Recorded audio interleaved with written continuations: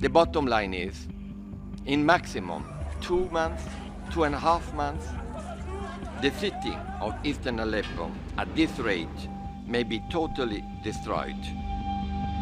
It's been nearly 3 weeks since the Syrian government began its offensive to retake eastern Aleppo.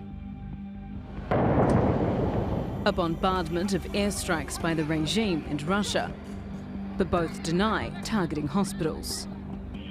The Syrian regime has been gaining ground in the rebel-held areas and says it plans to fight on until its mission is accomplished. To continue the fight with the rebels, they leave Aleppo. They have to. There's no other options. We won't accept that terrorists will take control of any part of Syria, not only Aleppo. Eastern Aleppo is one of the major urban strongholds of the Syrian opposition. And some analysts say whoever wins the battle for Aleppo will win Syria's war.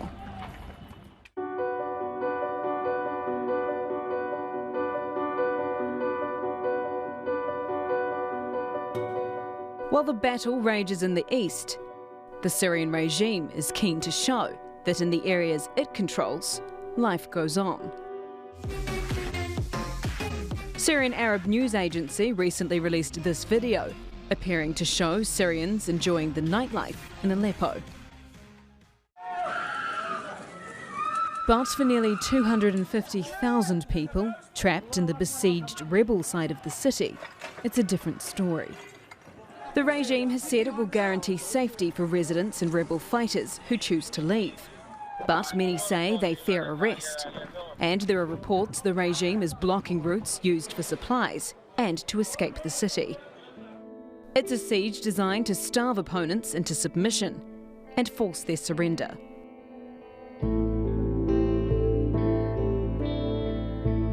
Thanks to your actions today, Syrians will continue to lose their lives in Aleppo and beyond. One of us, perversely the President of the United Nations Security Council, is intent on allowing the killing to continue.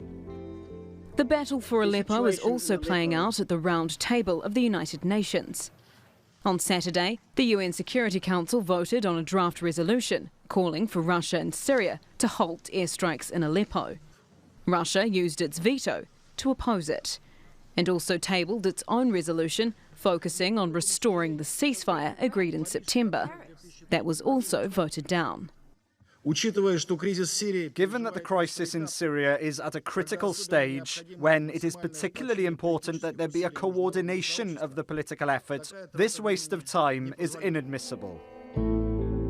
With a complex web of alliances and a stark warning that time may be running out, what can be done now to save Aleppo?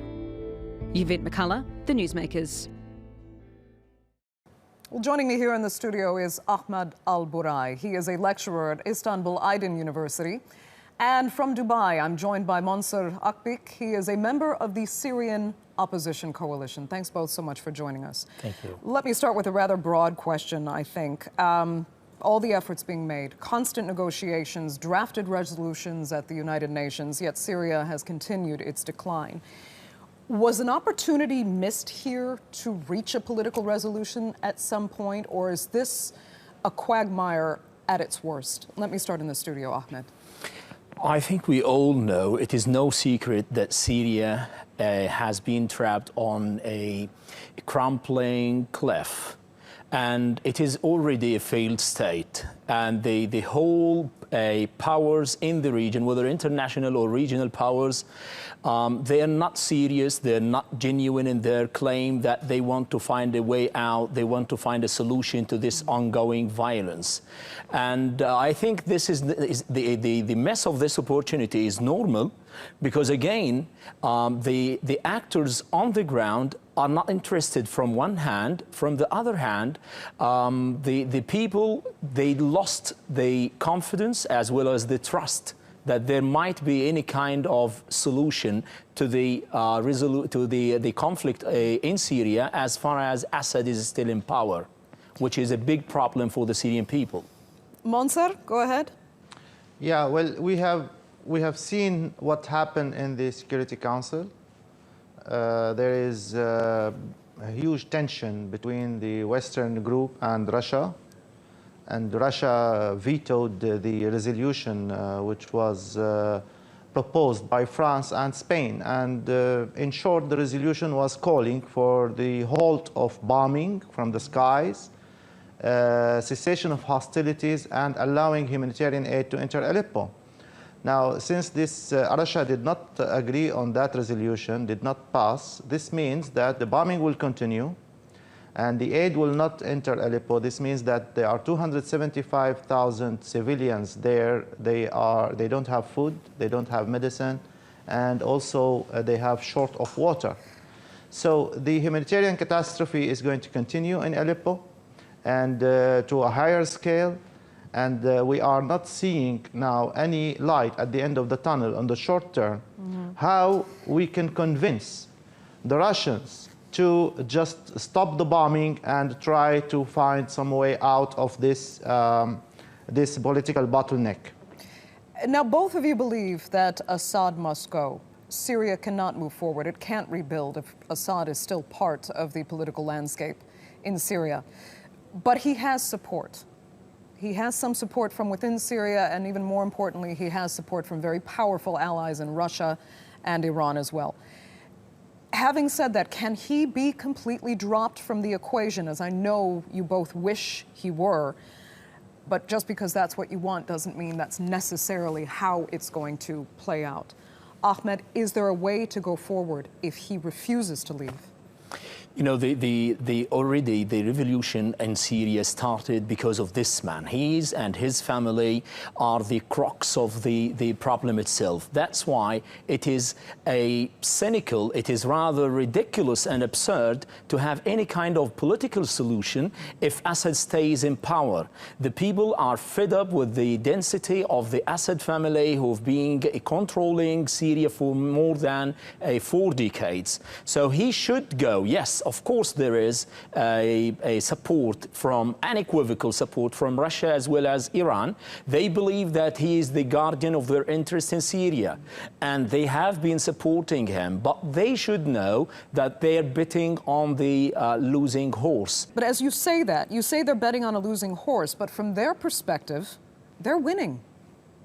Yeah, they could think so, but again, the formula is different. People at the end, people and right will win. And these people didn't sacrifice all these amount of blood of their beloved relatives, families, their houses. They left the places for nothing. It doesn't make any sense, again, to tell them that let's go, let's have a U-return and let's go back as if nothing happened. There are lots of massacres, lots of genocide happened. The international community is on the stake. The credibility of the so-called international community is on the stake, and the people need to say otherwise. The whole region would never trust the so-called international community, and things may get worse and worse. Okay. Monser, people, particularly in the West, do sympathize with your cause. The concern, though, is that Egyptians basically had the same dream when they went out into Tahrir Square that your party does as well. Do you think Syria, though, can achieve what Egypt was not able to? Yes, but it will take time. Now, the people, when they took to the streets in 2011 in Syria, me being Syrian, I know how difficult and how near to impossible it was for people to do that. It needed a lot of courage because Assad has these intelligent forces and people, they really cannot even tell a joke or even write something on a social media against the government. Immediately, the secret police, they will take them and they will torture them. Many times they torture them to death. So this is a very tyrannical regime that is, people are living in fear. So they took to the streets, and Assad used live ammunition. He shot at the protesters, and many died. And next day also they came out and they continued for many months until it turned into, as you can see, armed struggle. So so many sacrifices has been made, but the Syrian people has proven and has shown that there is no way back. So this tyranny has to end, even if this revolution is going to continue many years to come, the tyranny will end. The Assad cannot really have a military victory in this war. This war will continue many years if he still thinks that. So unless he changes his calculations and agree to a political process that will lead to a political change, a real political change in Syria, then he will be just dreaming of a military victory that they will never have. And ideally, Monser, you are asking for a multi-party democracy in Syria, but I'm asking you, composed of which groups, which parties? There are so many rebel factions now fighting with competing interests. How do you envision an actual functional democracy now? Well, there is a process. Basically, there is a Geneva communique which has been agreed between all the countries, including the P5, including Russia and the United States. Now, the roadmap for political transition in Syria is basically what has been agreed between the Syrians themselves, whether the opposition or the regime, and all the countries who are concerned, that there is a roadmap into a transitional government.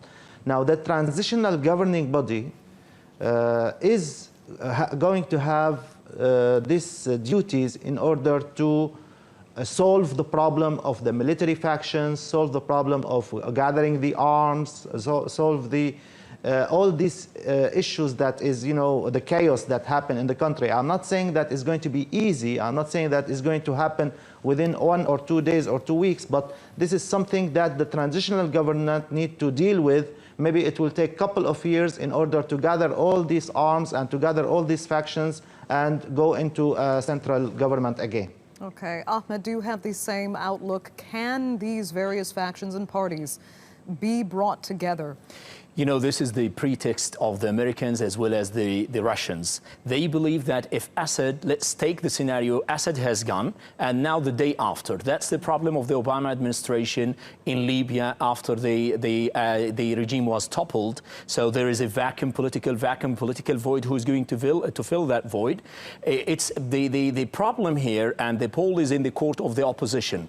I believe that the moderate opposition, what we call the moderate opposition, and the American like to label the opposition partisan factions with moderate and extremist, and as if they're one as if they're one in one pot. So the opposition with the wide spectrum are not able to present the international community with a genuine alternative to Assad. But again, I go back to the Egyptian model, because this is the Arab Spring as a whole. In order to understand the whole picture, you need to take it all.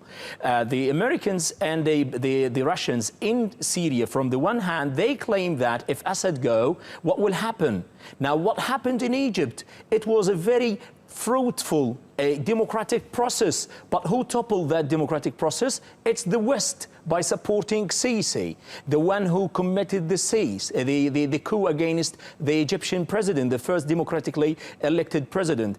The people of this region can have democracy, they can practice real freedom of speech, they can express their own opinion, but the West need to understand that the people in this region do have the right to do these things. They can make mistakes, they're not professional as the West, they're still amateurs, but they should have at least a chance to practice this. Otherwise, we will stay in this vicious circle, ongoing violence, and they will say, who's going to replace him? It is, and again, it is cynical that a population of more than 23 million people, Syrian, that they cannot have someone who can replace the so-called Assad. Okay, Ahmed Al-Burai, I'm going to let you have the last word. Unfortunately, we're out of time. I'd like to thank both our guests, Monser Akbik as well, for joining us on the Newsmakers. Thank you.